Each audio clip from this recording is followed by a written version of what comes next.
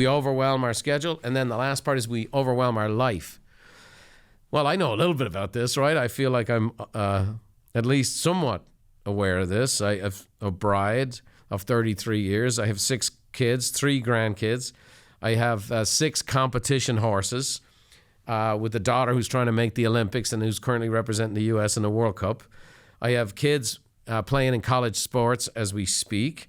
I have kids who are coaches, so I have a chance to go to their games. My bride helps out with the coaching on a couple of teams.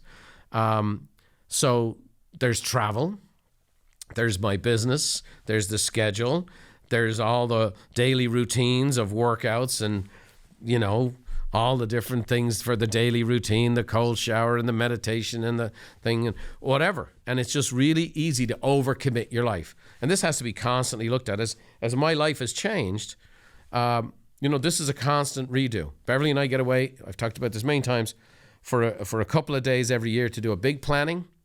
And then once a month we meet for a kind of a revisit. How are things going?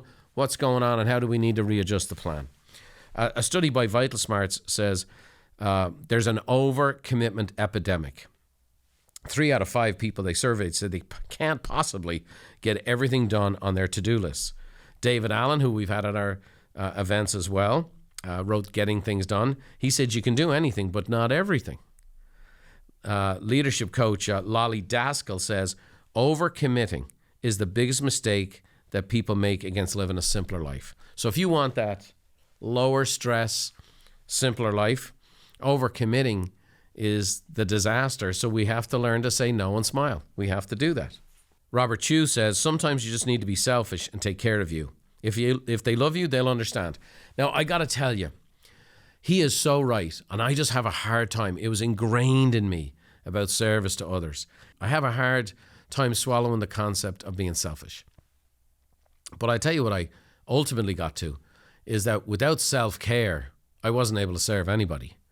And so I had to prioritize my schedule and make commitments on my schedule, because if I don't do the things I need to do, I get stiff, I get heavy, I get grumpy, I get less creative, and I have less energy. Other than that, how was the play, Mrs. Lincoln? Confucius said, keep it simple and focus on what matters. Don't let yourself be overwhelmed. For me, Dr. Lackey taught me how to prioritize my schedule. And he said, break it down into A, B, C's.